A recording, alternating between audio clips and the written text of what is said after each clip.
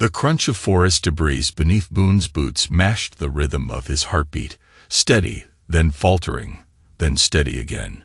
He gripped his father's axe, the worn handle smooth against his calloused palm. The forest around him stood silent, as if holding its breath. His phone vibrated in his pocket for the third time. Sheriff Towns. Boone knew what that meant. They found them. He answered with a gruff, "Ellery, Boone, it's about your folks." Sheriff Towns' voice cracked slightly. "Highway 26, coming back from Portland.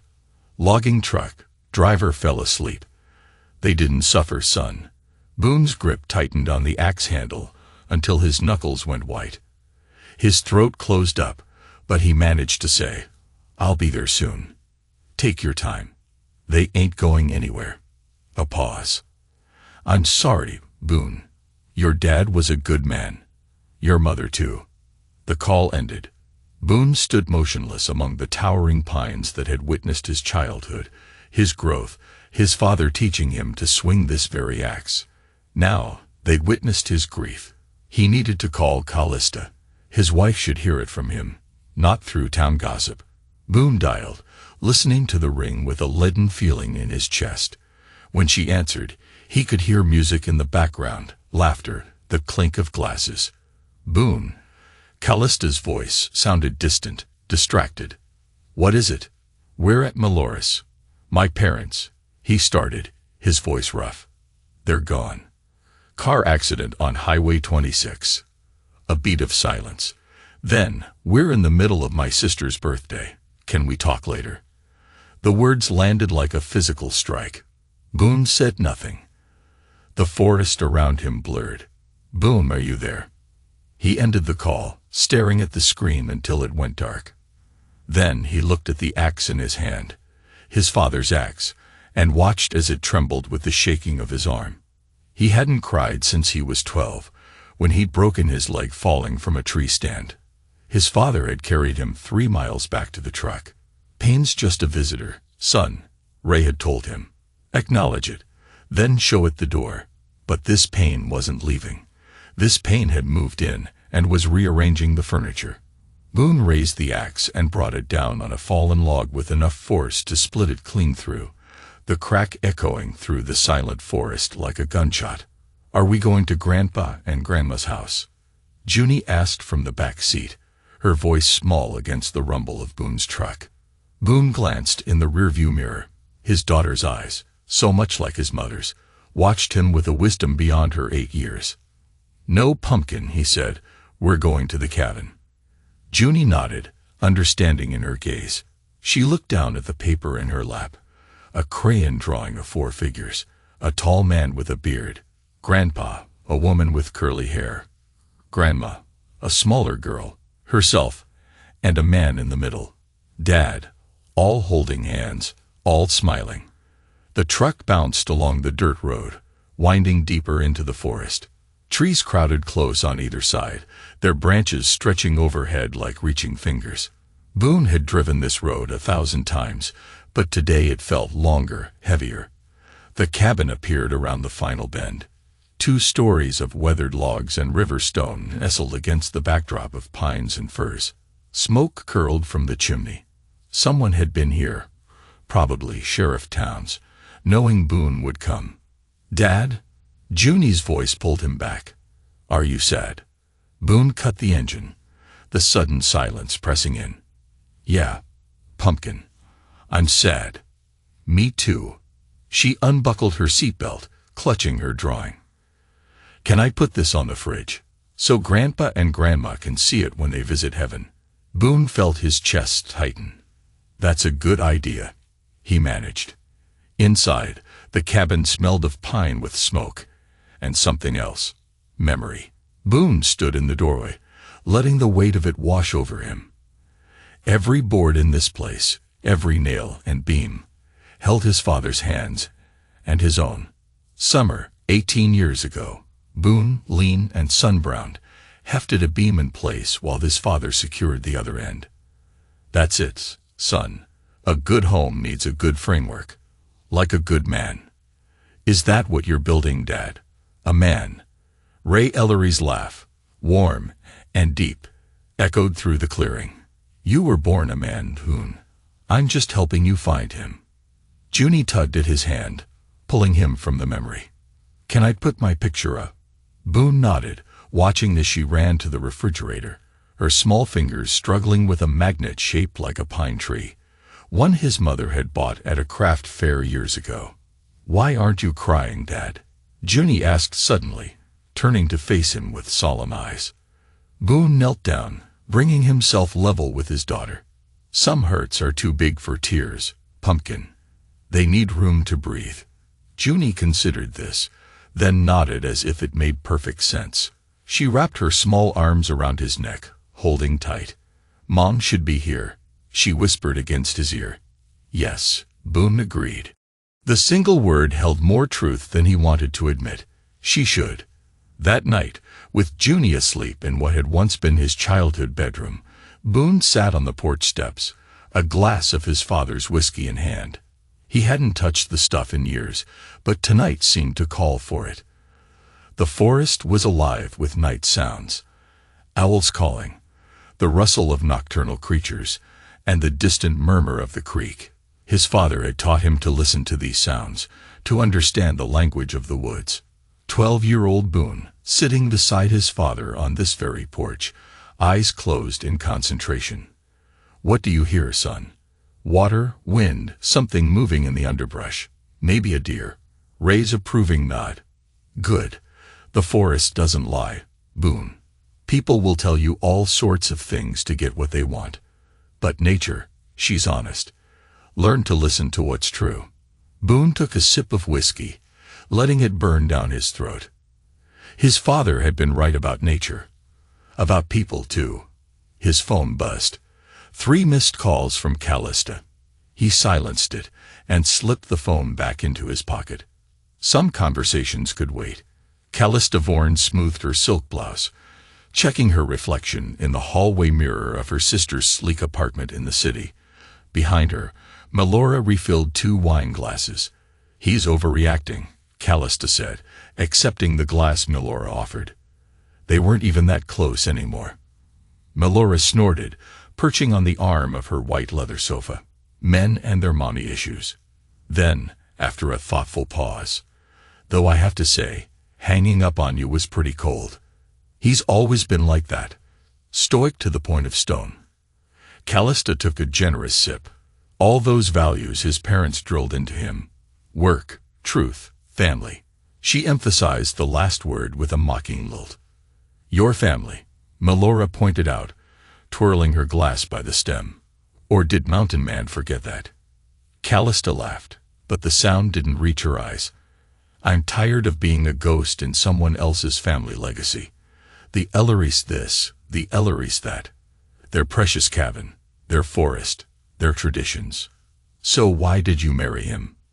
Melora asked, though they both knew the answer. Security. Stability. Callista moved to the floor-to-ceiling windows, overlooking the city lights. Boone, solid, dependable, boring, Melora supplied. Sometimes, Callista didn't deny it. But that engineering job of his pays well. And his family has those timber holdings. She turned back to face her sister, or I should say, had. Melora's perfectly shaped eyebrow arched. So what happens now? Does he inherit everything? I suppose Oregon's a community property state, isn't it?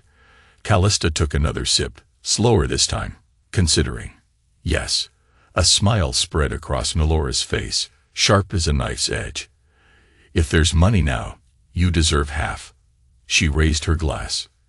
To new beginnings. Callista clinked her glass against her sister's, the sound ringing clear in the modern apartment. To getting what I deserve. A week passed in a blur of arrangements and quiet grief. Boone moved through it all with mechanical precision. The funeral home, the cemetery, the small gathering afterward at the cabin. Junie stayed close by his side, her small hand often finding his, anchoring him. Callista had attended the funeral, dressed appropriately in black. Her face was a mask of practiced sympathy. She kept her distance, respecting the wall Boone had built between them with a silence. Now, as Boone chopped wood behind the cabin, he heard the crunch of tires on the gravel drive. He didn't need to look to know who it was. The sound of her car, a sleek hybrid that seemed out of place among the pines, was distinctive. He kept chopping, each swing of the axe precise and controlled. Boone, Callista's voice carried across the yard. She stood at the corner of the cabin, dressed too formally for the surroundings in slim black pants and a cashmere sweater. He embedded the axe in the chopping block and turned to face her, saying nothing. "Can we talk?" she asked, taking a tentative step forward. Boone wiped his hands on his jeans. "About what?" "Everything." "This," she gestured vaguely. "I know I haven't been present." Boone repeated the word flatly. "Is that what we're calling it?" Callista sighed, glancing around. "Where's Junie?" "Inside. Drawing." As if summoned, Junie appeared in the doorway of the cabin. She watched them both for a moment, then walked across the yard. Something clutched in her small hand. "Hi, Mom," she said, her voice neutral. "Hi, sweetie." Callista crouched down, arms outstretched for a hug that Junie didn't step into. "I've missed you." Junie held out an envelope. "This is for you." Callista looked surprised but took it. "Thank you. What is it?" "Read it," Junie said, backing up to stand beside Boone.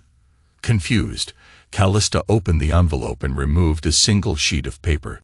Boone watched her face as she read the words he and Junie had written together that morning.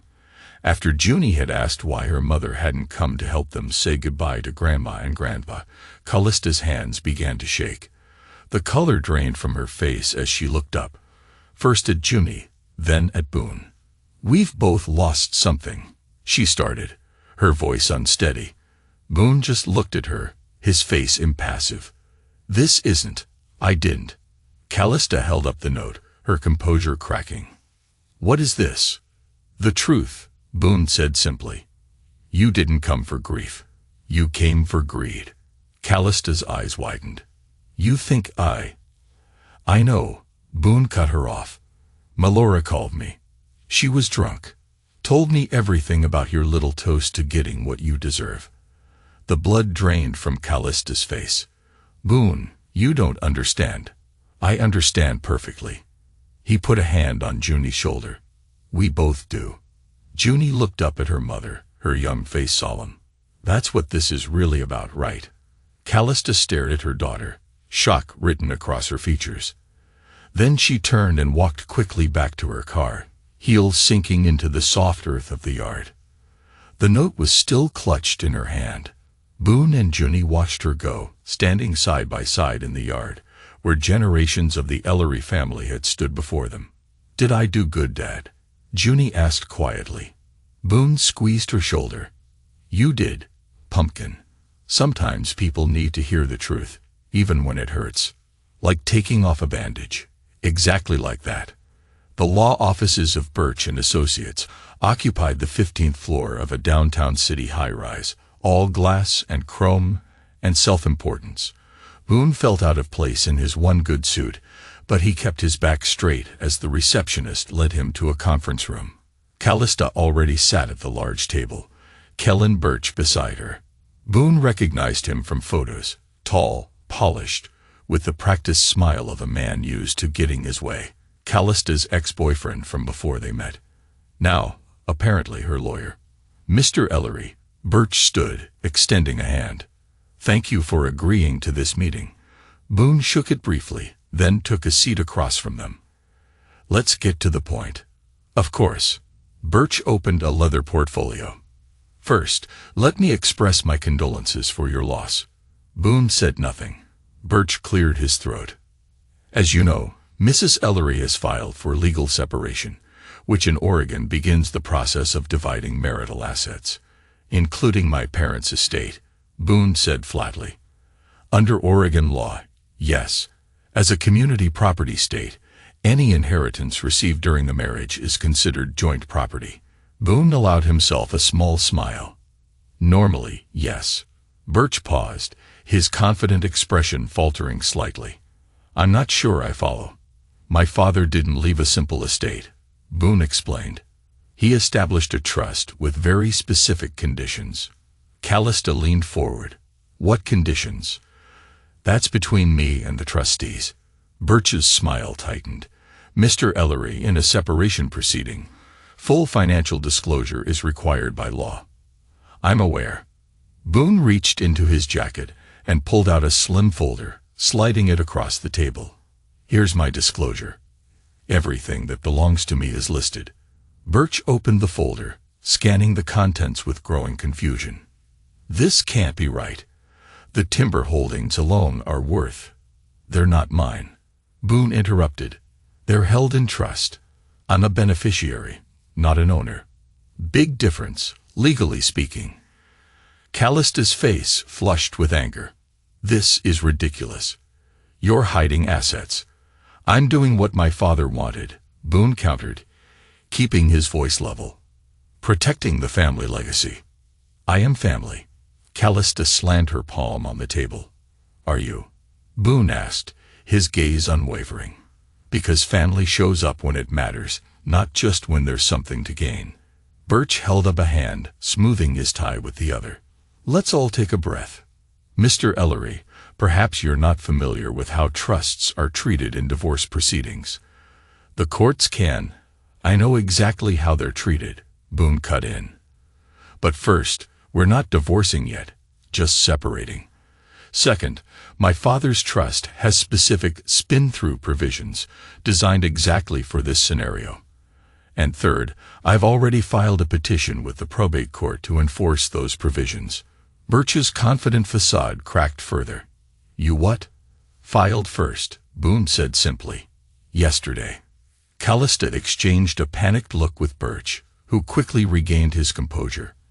This meeting is over, Birch announced, gathering his papers. We'll see you in court, Mr. Ellery.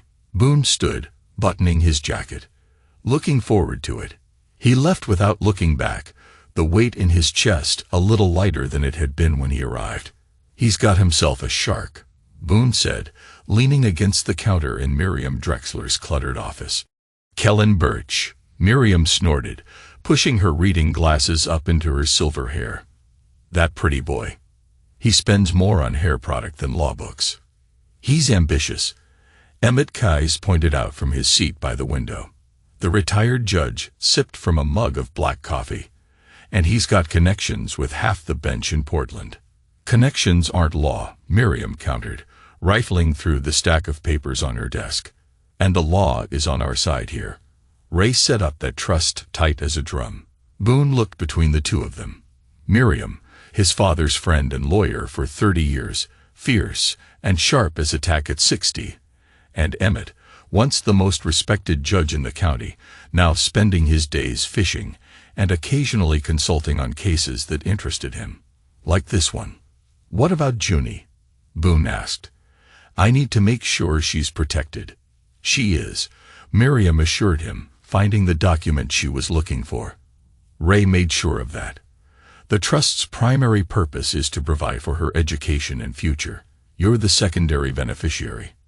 And Callista can't touch it. Boone pressed. Not directly, Emmett said carefully.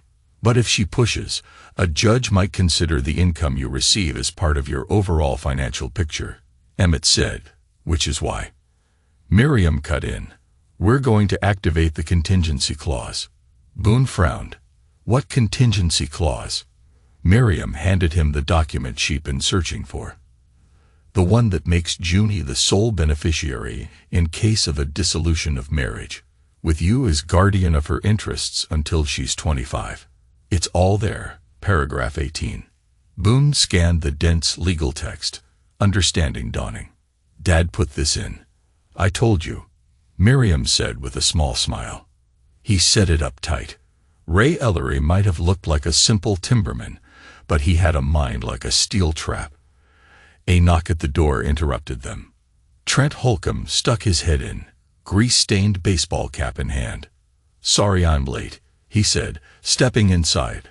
Had a transmission emergency at the shop. Boone clapped his oldest friend on the shoulder. Thanks for coming. Trent nodded, his weathered face serious. Heard you're taking on fancy folk. About time. I need witnesses, Boone explained. People who knew my parents, who understand what they wanted for Junie. Count me in, Trent said without hesitation. Never did like the way your wife looked down her nose at this town. He caught himself. Sorry, man. Don't be, Boone replied. I'm seeing things clearly these days. Miriam gathered the papers into a folder. Okay, team. Here's the plan. He's not bluffing, Kellen said, pacing Melora's living room, while Callista sat stiffly on the sofa. That trust is ironclad. So break it, Melora suggested, refilling her wine glass. Isn't that what I'm paying you for? Kellen shot her a sharp look.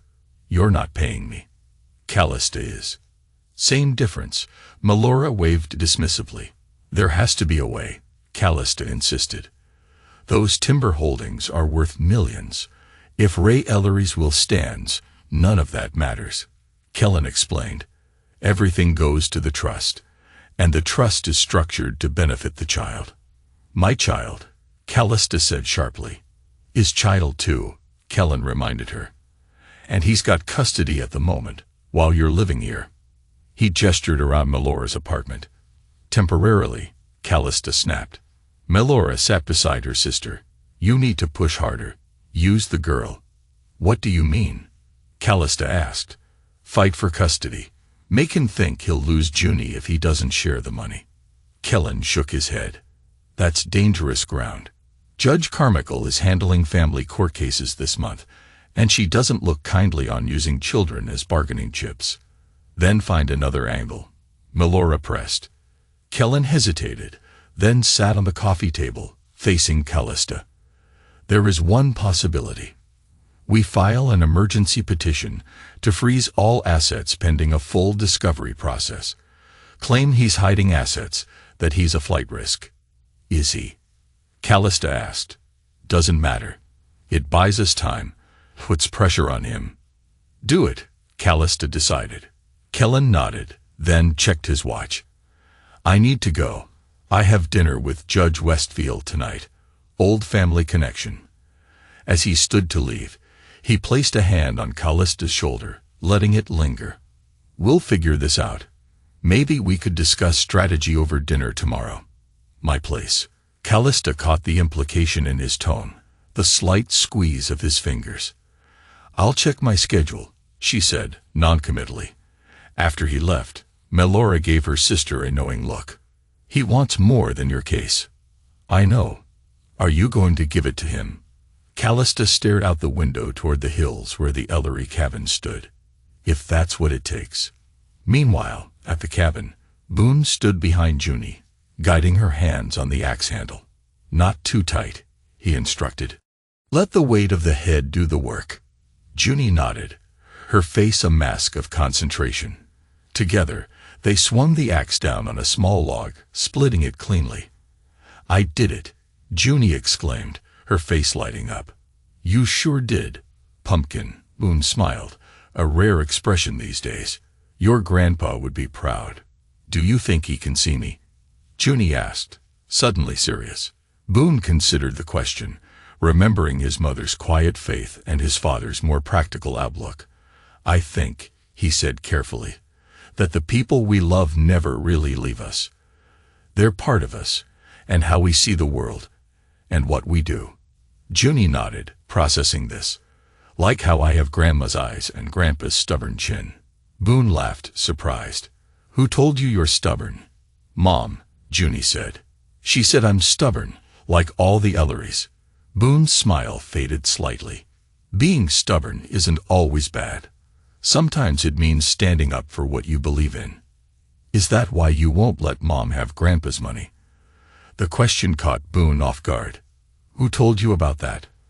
I heard Mom talking to Melora on the phone, Junie admitted. She was mad. Boone sighed, setting the axe aside and kneeling to meet his daughter's eyes. It's not about the money, Junie. It's about respect. Your grandpa worked hard his whole life, building something for our family. For you, he wanted to make sure it was protected. From Mom. From anyone who doesn't understand its value beyond dollars. Boone hesitated, then added, Your mom and I see things differently sometimes. That doesn't mean she doesn't love you. Junie considered this, her young face serious. But she didn't come when Grandma and Grandpa died. She only came after. The simple truth of it, stated so plainly, hit Boone hard. That's right. Why? That's something you'll have to ask her someday, Boone said, not wanting to poison his daughter against her mother, despite everything. Right now, let's focus on getting these logs split before dinner. Junie picked up a smaller axe, one Boone had shortened for her use. I could do it myself this time. Boone watched as she carefully set a small log on the chopping block, raised the axe, and brought it down with surprising strength for her size. The log split, not perfectly, but enough. See, Junie said proudly, stubborn helps. Boone felt a laugh bubble up from somewhere deep inside him. Somewhere he thought might have died with his parents. It sure does, Pumpkin. It sure does. The courthouse loomed, gray stone against a slate sky, threatening rain. Boone climbed the steps beside Miriam, Trent and Emmett flanking them like steadfast guards. Remember, Miriam murmured, let me do the talking. Judge Harper doesn't like grandstanding. Inside, the courtroom was already half full. Boone spotted Callista at the plaintiff's table with Kellen, both dressed impeccably. She didn't look his way. Judge Harper entered, a thin man with sharp eyes that missed nothing.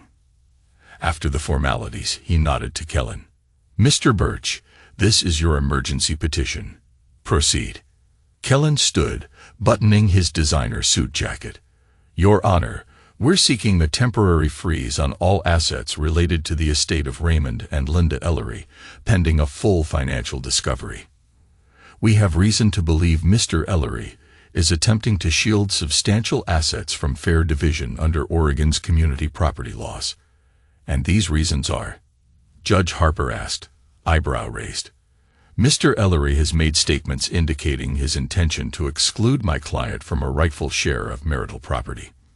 Furthermore, the sudden conversion of assets into a so-called trust appears designed specifically to circumvent spousal claims. Judge Harper turned to Miriam. Ms. Drexler. Miriam rose slowly, the picture of calm confidence. Your Honor, Mr. Birch is either misinformed or deliberately misleading the court. The Ellery Family Trust was established 5 years ago, hardly a sudden conversion. I have notarized documents here, along with tax filings confirming its existence and status. She approached the bench, handing over a thick folder of documents. Furthermore, the trust contains specific provisions regarding the event of marital dissolution, as is typical in estate planning. Kellen scoffed. Provisions designed to disinherit a spouse, which Oregon law specifically prohibits. Kellen said sharply. Not disinherit. Redirect. There's a crucial difference, Miriam corrected him. The judge flipped through the documents, his expression unreadable. Redirect how, exactly? Miriam glanced at Boone, who gave a slight nod. She retrieved another document from her briefcase. Your Honor, I'd like to submit an amendment to the trust executed by Raymond Ellery 3 months before his death and properly notarized.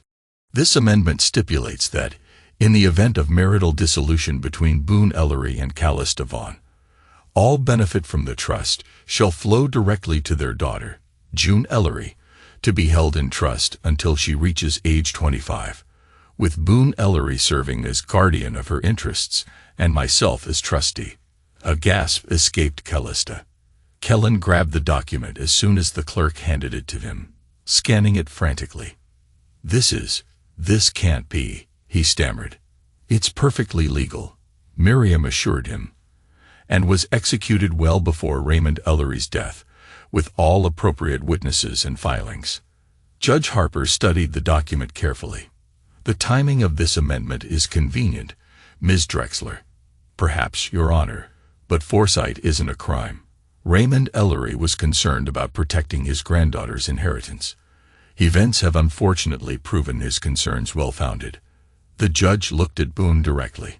Mr. Ellery, you're willing to forego your direct benefit from this trust. Boone stood. Yes, Your Honor. My father built something to last generations, not to be carved up in a legal battle.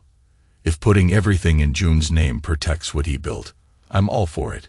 Judge Harper nodded slowly, then turned to Kellen. Mr. Birch, the petition for emergency freeze is denied.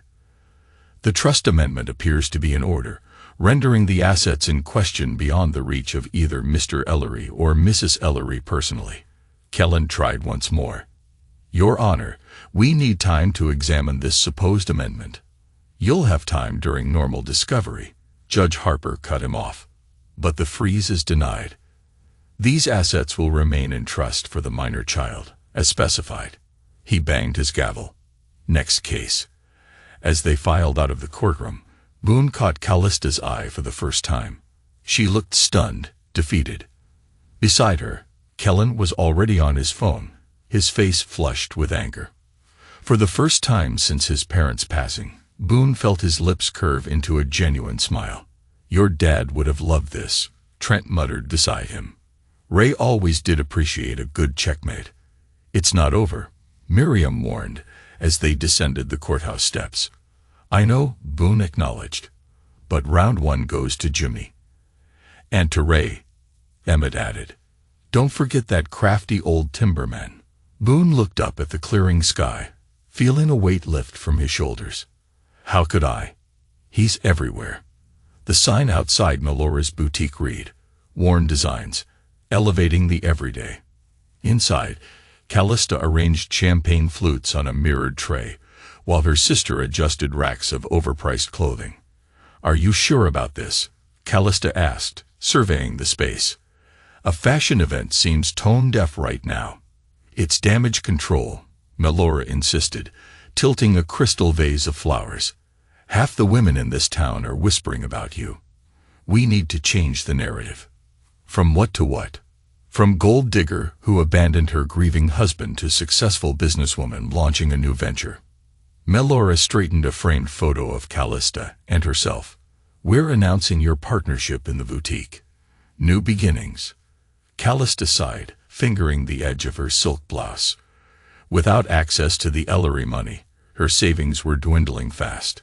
Kellen's legal fees weren't helping. The bell above the door chimed as the first guests arrived. Women from Melora's social circle. Their curious eyes took in every detail of Callista's appearance. Callista, darling, one of them gushed with transparent insincerity. How are you holding up? Such a difficult time for your family. I'm well. Thank you. Callista replied mechanically, offering a glass of champagne. And your daughter? Poor thing. Losing her grandparents and now all this situation. Junie is resilient, Callista said, her smile stiffening. She gets that from her father.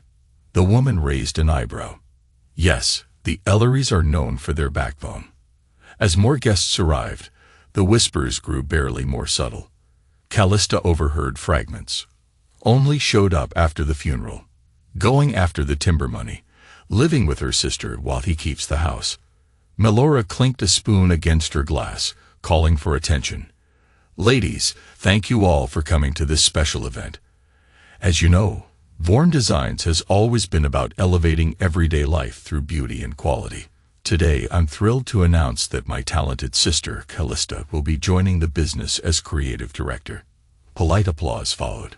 Melora continued, Callista brings her unique vision and expertise to our brand at a time of new beginnings for her. We'll be expanding our home goods line under her direction, bringing that signature Vorn elegance to your living spaces, like she did to the Ellery cabin. Someone murmured, just loud enough for the group to hear. A ripple of uncomfortable laughter spread through the room. Callista felt her cheeks burn. Melora faltered, then pushed ahead. We'd like to offer you a special preview of our new collection today, with a generous discount for all attendees. But the damage was done. The event limped along, with few sales and many excuses to leave early. When the last guest had gone, Melora slammed her glass down on the counter. Well, that was a disaster. I told you it was too soon, Callista said quietly. No, the problem is you, Melora snapped. You let Boone make you look like the villain. Me? You're the one who called him drunk and spilled everything. Melora waved this away. One mistake. You're the one who had the golden goose and didn't even have the sense to keep him happy until the inheritance cleared. Callista stared at her sister, really seeing her for the first time. Is that how you see my marriage? A meal ticket? Oh, please, Melora scoffed. Don't pretend it was a great love story. You told me yourself you married him for stability. That doesn't mean I didn't care for him, Callista protested. But the words sounded hollow, even to her own ears. Whatever. The point is, you screwed up. Melora began gathering empty glasses. And now we both have to deal with the fallout.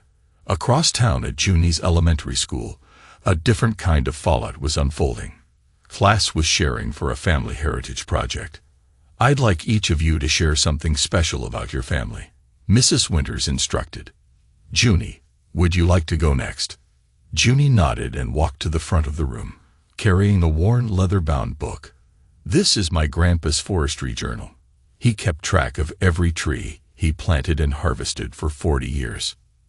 That's wonderful, Junie, Mrs. Winters encouraged. Can you tell us something about your family that makes it special? Junie thought for a moment. My dad says that in our family, we stand by each other no matter what. We show up when it matters. That's a lovely value, Mrs. Winters smiled. And is that something both your parents taught you? Junie's face grew solemn. My dad did. My mom, she paused, then added with the unfiltered honesty of children. She didn't come when Grandma and Grandpa died. She came when she thought there was money. A stunned silence fell over the classroom. Mrs. Winters quickly redirected. Thank you, Junie. Who would like to share next? But the damage was done. By afternoon, Junie's words had traveled through parent texts and calls, adding another layer to the town's judgment of Callista Vaughan Ellery. The Bell and Whistle Diner sat on the edge of Ash Hollow, a local institution with checkered tablecloths and the best pie in 3 counties. Boone slid into a booth by the window, nodding to familiar faces as he passed. Across from him, Kellen Birch looked out of place in his tailored shirt, no tie, but still too formal for the setting.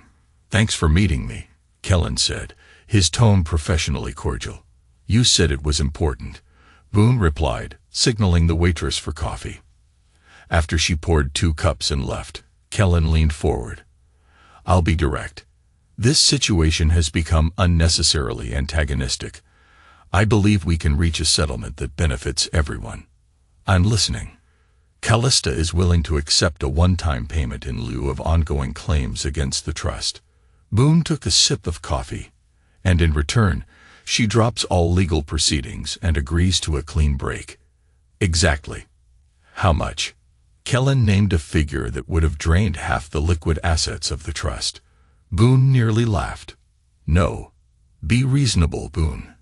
This protects Junie from a drawn-out legal battle. It protects you from other complications. Boone set down his cup carefully. What complications? Kellen's expression shifted. A hint of threat entered his smooth demeanor. Custody can be a messy process. Allegations get made. Even unfounded ones can damage a reputation. The implication hung in the air between them. Boone felt a cold anger settle in his chest. Are you threatening me?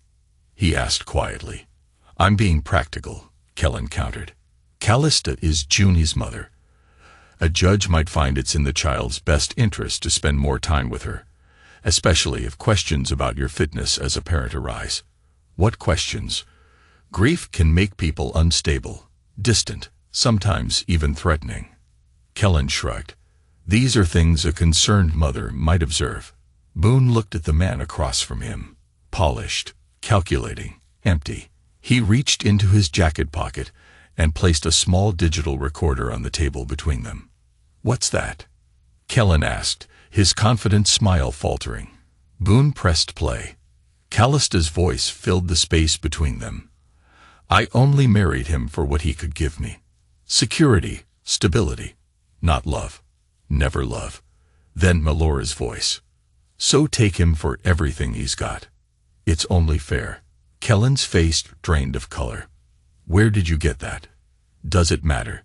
Boone stopped the recording. There's more. Much more, including a conversation where Callista suggests making false allegations to gain leverage. That's illegal. Kellen sputtered. Recording without consent. Oregon is a one-party consent state, Boone reminded him. And Nalora called me, not the other way around. Boone slid a small thumb drive across the table. Here's a copy. If you try anything at all, this goes to the press, the Bar Association, and every judge in the circuit. Kellen stared at the thumb drive as if it might bite him. We're done here. Boone stood, tossing a few bills on the table for the coffee. Tell Callista I'll see her at the mediation next week. She can have her clothes and personal items from the house. Nothing more. This isn't over, Kellen said weakly. Boone paused, looking down at the lawyer. For you, it is. I've already filed a complaint with the bar about your suggestion of making false allegations. Your firm will be notified tomorrow. He walked out, leaving Kellen staring after him, the thumb drive still untouched on the table. Rain lashed against the windows of the cabin, drumming a steady rhythm on the roof. Boone sat at the kitchen table, papers spread before him, when headlights swept across the yard. He wasn't surprised when Callista knocked. He'd been expecting this visit since Kellen had withdrawn from her case 3 days ago. She stood on the porch, rain dripping from her expensive coat, makeup perfectly intact despite the weather. Boone let her in without a word. Where's Junie? She asked, looking around the warmly lit cabin. At Trent's, his daughter's birthday party, Boone replied. Callista nodded, remaining near the door, as if unsure of her welcome in the space that had once been partly hers. I fired Kellen.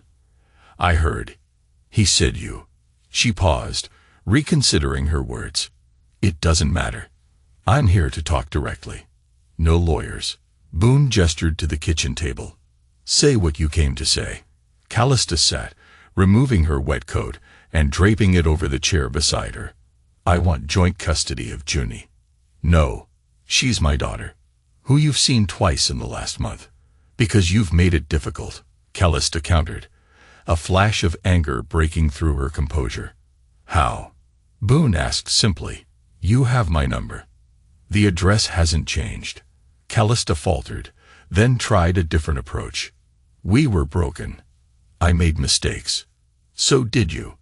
Mistakes can be forgiven, Boone said, his voice level. Calculations cannot. What does that mean? It means you didn't make a mistake, Callista. You made a choice, every day for years. You chose to view our marriage as a transaction. That's not fair. When my parents died, Boone continued, cutting her off, you chose your sister's birthday over being there for me. When you realized there might be money involved, suddenly you were concerned about our future. He leaned forward, holding her gaze. I heard the recording, Callista. I only married him for what he could give me. Your exact words. Callista's face crumpled, the careful facade finally breaking. I was angry. Hurt. People say things they don't mean. Do they? Because from where I stand, it looks like the most honest you've ever been. Tears welled in Callista's eyes. What do you want from me, Boone? To beg? To grovel? Fine. She slid from the chair to her knees. I'm begging you, don't take my daughter away. Boone looked at her, this woman he had loved, or thought he had, kneeling on the floor his father had laid with his own hands. He felt no satisfaction, no vindication, only tiredness. Get up, he said quietly. This isn't about punishment. Then what is it about? She asked, remaining on her knees.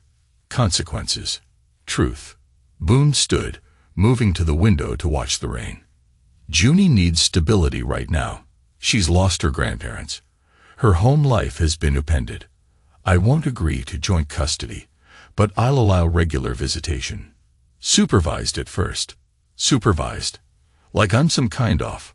Like you're someone who's shown questionable judgment. Boone finished for her. Someone who needs to rebuild trust. Callista slowly rose to her feet. And the trust? My settlement. There is no settlement, Boone said flatly. Everything goes to Junie, just as my father intended. You'll get spousal support based on my salary. Nothing more. That's not enough. It was enough when you married me, Boone pointed out. Before you thought there was a timber fortune to be had. Callista grabbed her coat, anger replacing her tears. This isn't over. I'll find another lawyer. You're welcome to try. Boone turned from the window to face her fully. But the terms won't change. She moved toward the door, then stopped. One last card to play. I loved you once, you know, when we first met, before everything got so complicated. Maybe you did, Boone acknowledged. But love without loyalty isn't love at all. Callista opened the door, the sound of rain filling the cabin. Tell Junie I'll call her tomorrow. I will. She hesitated on the threshold. Do you hate me, Boone? He considered the question, searching his heart for the truth. No, I don't hate you. I just don't trust you anymore. Callista nodded once, accepting this, then stepped out into the rain. Boone watched her car disappear down the drive, tail lights blurring in the downpour. But a small voice came from behind him. Dad. Boone turned, surprised to find Junie standing in the hallway, her party dress slightly rumpled. Pumpkin, I thought you were at Trent's. The power went out, so they brought me home early. She looked toward the door where her mother had just left. Was that Mom? Yes. Is she coming back? Boone crossed to his daughter, kneeling down to her level. Not to live with us, but she wants to see you. Junie nodded, her young face solemn. I heard what you said. That you don't hate her, but you don't trust her. Junie's eyes, so like his mother's, held a wisdom beyond her years. I don't hate her either. Boone pulled her into a hug, her small arms wrapping around his neck. That's good, Pumpkin. That's really good. When she pulled back, she studied his face carefully. Are you sad, Dad? A little, he admitted, but not like before. Because of Grandma and Grandpa. Because things change, Boone explained gently. And sometimes that hurts, even when it's for the best. Junie considered this, like pulling off a bandage. Boone smiled, recalling their earlier conversation. Exactly like that. They stood together in the doorway, watching the rain soften to a gentle patter against the earth. The cabin looked different, and the summer light was brighter, more alive. Boone had spent the spring replacing worn boards on the porch, fixing the leak in the roof that had plagued his father for years, and adding a larger window in the kitchen to let in more light. Outside, the sound of children's laughter drifted up from the creek, where Junie and Trent's daughter, Maisie, splashed in the shallow water, supervised by Trent's wife, Bethany. Boone drove the last nail into the new railing, satisfied with the solid feel of it beneath his hand. Trent emerged from the trees, carrying a cooler of drinks. Looks good, he commented, setting the cooler on the porch. Your dad would approve. He was never one for change, Boone said, putting his hammer away. But he understood growth. Speaking of growth, Trent popped open 2 beers, handing one to Boone. Heard your forestry program got approved for that grant. Boone nodded, taking the seat on the porch steps. Start with 6 kids this fall, teaching them sustainable management, practical skills. Raise legacy, Trent observed, sitting beside him. Hope so. They drank in companionable silence, watching the girls splash downstream. After a while, Trent spoke again. Callista came by the shop yesterday, asked about you. Boone's expression remained neutral. What did you tell her? That you're doing fine. Better than fine. Trent hesitated. She looked different. Humbler, maybe. She's been good with Junie lately, Boone acknowledged. Regular visits. No drama. People can change. Sometimes. Trent didn't push it. He knew Boone well enough to recognize when a subject was closed. Inside the cabin, the phone rang. Boone rose to answer it, returning a few minutes later with an envelope in hand. Good news, Trent asked, noting Boone's expression. Remember that trail system my parents wanted to establish? making parts of the timber property public access. Trent nodded. Ray talked about it for years. The foundation just approved it. Boone opened the envelope, showing Trent the letter. They're naming it after them. The Ray and Linda Ellery Trail System. Holy wow, man. That's incredible. Boone smiled, a full, genuine smile that reached his eyes. It's what they would have wanted. A legacy that's not just about money or property, but about sharing something with the community. The girls came running up from the creek, dripping wet and laughing. Dad, Dad, Junie called. We found a salamander. A real one. Did you now? Boone crouched down as Junie opened her cupped hands to reveal a tiny orange amphibian. Can I keep it? She asked, eyes wide with hope. What does a salamander need to live, Pumpkin? Junie thought for a moment. Water, rocks, bugs to eat. And where do all those things naturally exist? The creek. She realized, her face falling slightly. That's right. So what do you think is the kindest thing to do for your new friend? Junie sighed. Take it back home. Boone nodded encouragingly. You can visit him whenever you want. This whole forest is our backyard. Our backyard, Junie repeated, looking around at the trees and hills that had been Ellery land for generations. I like that. Later, after Trent and his family had gone, Boone sat with Junie on the porch swing his father had built, watching the sunset paint the sky in shades of gold and purple. Dad? Junie asked, her head resting against his arm. Are you going to be okay? Just us. Boone looked down at his daughter. This miracle who carried his mother's eyes, his father's determined chin, and something entirely her own that amazed him daily. We already are okay, Pumpkin, he assured her. More than okay.